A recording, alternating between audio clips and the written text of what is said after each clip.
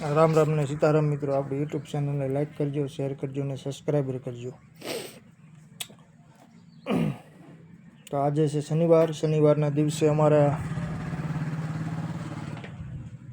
ગીર વિસ્તારના બાળકોને જે સ્કૂલે ભણવા જાય છે એમને સાયકલું મળ્યું છે. તો ખાસ કરીને જે બાળકો ભણવા જાય છે એના વાલીઓને ખાસ સૂચના, આપણા યુટ્યુબના માધ્યમથી જે છોકરાઓને સાયકલ મળી છે, નજીકના સાયકલના સ્ટોર કે અથવા કોઈ પંચરની દુકાન કે અથવા તમારી ઘરે પાના પકડ હાથે ડિસમિસ હોય તો તમામ વાલીઓને જાણ કરવાની કે જો આવા બોલ હોય, આ બધા નટ બોલ જે છે ને એ બધા કમ્પ્લેટ ટાઈટ કરવા. જો આ બ્રેકના બોલ હોય એ છે, તમામ જગ્યાએ તમારે છે ને આ બધું જો આવી રીતનું હોય ને, જો આ બધું ખખડતું હોય એ ટાઈટ કરવું. જો આવું, જેથી કરીને તમારા બાળકો એમને સાયકલ મળી છે તો લેન પરબારા રોડે ન સડી જાય. ગમે તે જગ્યાએ રોડે સડીને પડશે, બ્રેક લાગતી નથી અને તમામ આના બોલ ઢીલા છે. એટલે જો આપણી સ્ટોરે સાયકલ આવી છે તો આપણે આ સાયકલને થોડી ઘણી આપણેથી જેટલી થતી હતી બંધથી કોશિશથી આપણે બધું જો આવું આ પંખાના બોલને ઘણું ખરું આપણે ટાઈટ કરી ચૂક્યા છે. પછી આ પંખા જે સેન પંખો આવે એમના બોલે પણ ટાઈટ કર્યા છે.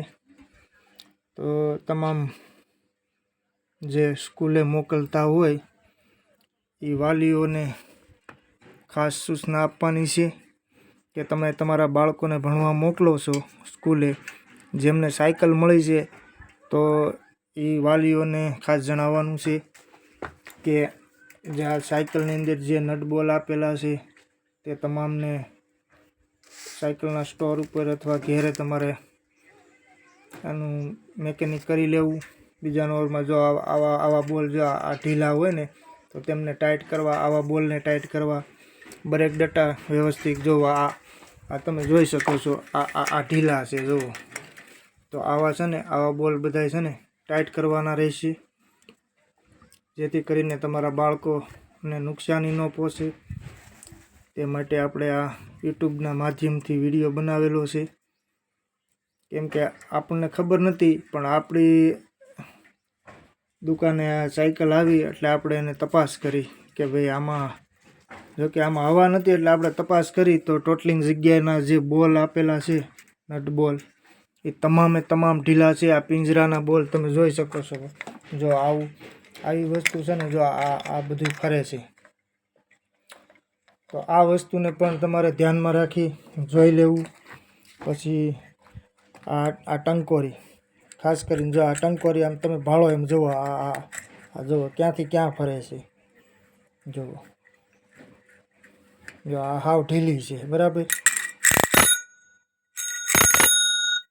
જો આને તમારે છે ને વ્યવસ્થિત ટાઈટ કરી દેવાની, જેથી કરીને પડી ન જાય અને વાગશે પણ સરખી.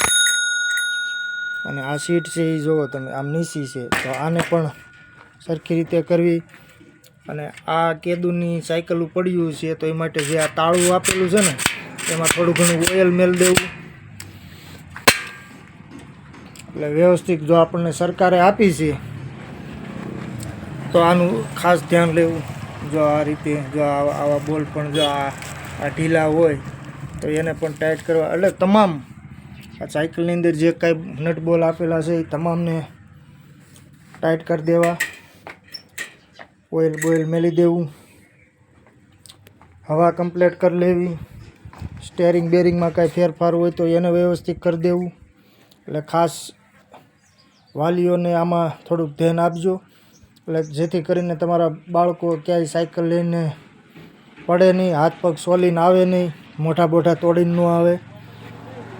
તો ખાસ કરીને આ વાલીઓને જ કહેવાનું છે કે તમારો જે કાંઈ કિંમતી ટાઈમ હોય એ તમારો ટાઈમ આમાં 15થી 20 મિનિટ કે અડધી કલાક બગાડી અને તમારા બાળકો જે નિશાળે ભણવા જતા હોય તો એને થોડું ઘણું વ્યવસ્થિત કરી દેવું.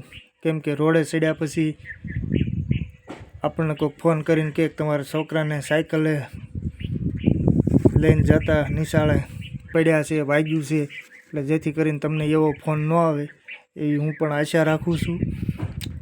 તો મિત્રો આ વિડીયોને શેર કરજો અને તમામ સાયકલ મળ્યું ને એને બધાને જાણ કરજો આપણા વિડીયોના માધ્યમથી, જેથી કરી હંધાય વાલીઓ આમાં ધ્યાન છે. બરાબર. જોકે અત્યાર સુધીમાં આપણે 2-3 સાયકલ અહીંયા આવી રીતના રિપેર કરી નાખી છે. અને હજી પણ જો કોઈ બાળકો લઈને આવશે તો આપણે એને ફરીમાં કરી દેવું. આપણે કાંઈ પૈસા લેતા નથી, એમનામ કરી દેવું. કેમ કે સ્કૂલના ભણવા જતા બાળકોને આપણે ફરીમાં સેવા. પંચર પણ હશે તોય ફરીમાં કરી દેવું. જે મદદ થાય આપણે ફરીમાં કરી દેવું. પણ ખાસ કરીને વાલીઓને આમાં ધ્યાન દોરવું કે જે નટબોલ ઢીલા હોય તેને વ્યવસ્થિત કરી દે, જેથી કરીને કોઈ નુકસાની ન પહોંચે. તો રામ રામ ને સીતારામ. આપણો વિડીયોને લાઈક કરજો, શેર કરજો ને સબસ્ક્રાઈબર કરજો.